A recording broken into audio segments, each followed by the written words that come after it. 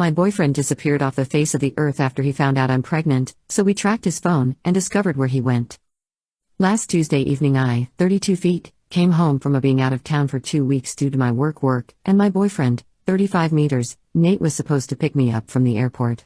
Once I got in, I wasn't able to get hold of him and he never showed up. I was a little annoyed, but not too worried because I figured he had fallen asleep.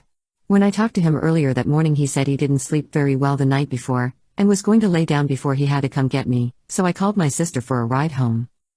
When I got home Nate was nowhere to be found. I checked the garage and his car was gone, so I sent him a text asking where he was and headed upstairs to unpack. When I opened the closet to put my things away I saw that almost all of his clothes were gone. At this point I'm confused, so I start calling him, but it just keeps ringing and then going to voicemail. I check his office and everything is still there, everything in the house is still there and in place except his clothes and his car. I'm really starting to freak out at this point, so I call my sister and she comes over and we both try calling and messaging him and still get no answer. His computer and his laptop are both still in his office. I logged onto his computer and my sister onto his laptop. I know all his passwords, but we didn't find anything out of the ordinary. So, I started searching his desk and found his iPad in the top drawer. I logged into it and checked everything I could think of, but found nothing out of the ordinary. My sister suggested checking the Find My Phone app on his iPad to see if we could find out where his phone was. We logged into the app and saw that his phone was pinging in the next state over. I started calling him again, but still got no answers to my calls or texts. I really started to lose it here. My mind started going all over the place, trying to figure out what could be going on.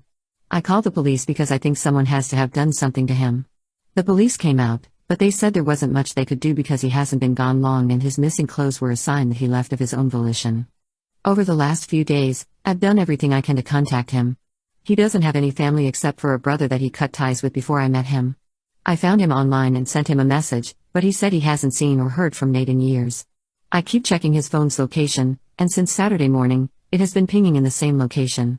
I took off work for the rest of the week, and my sister and I are flying up there to go to the location his phone is pinging.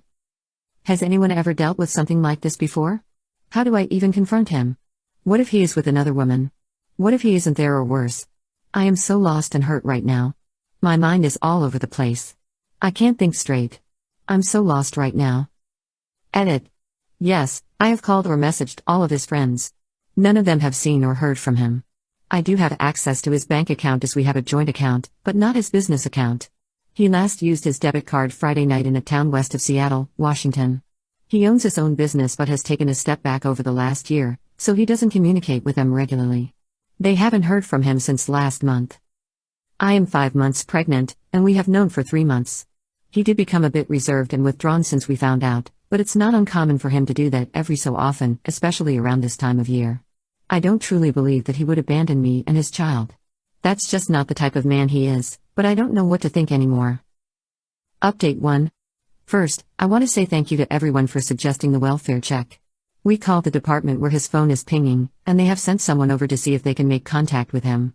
It's been over an hour, and we are still waiting to hear back. I am hopeful, but still have an overbearing sense of dread.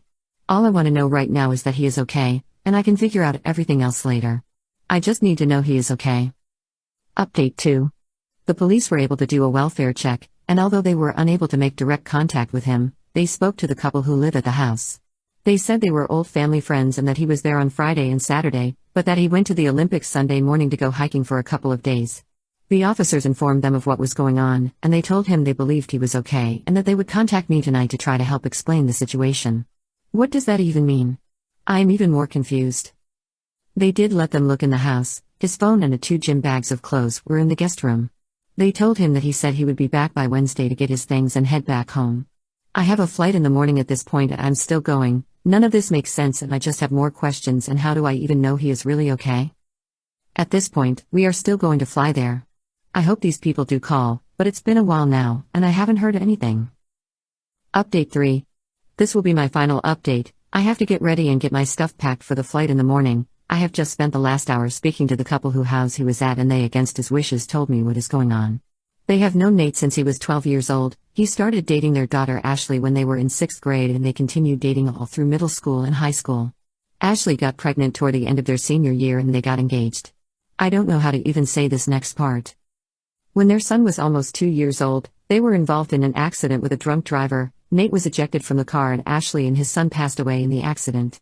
She said that he blames himself for it because according to him they were never supposed to be out that night and it was his fault they were.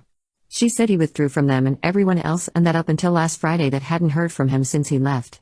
She has offered to come get my sister and I from the airport in the morning, and she can try to answer any questions I have while we wait for him to return. They know where he is at the spot they spread their ashes, and he told her that he need be with his son one more time before he let him go. I'm honestly in a total state of shock right now. I don't know what to think but I know he is in pain and I need to get to him and I can figure everything else after.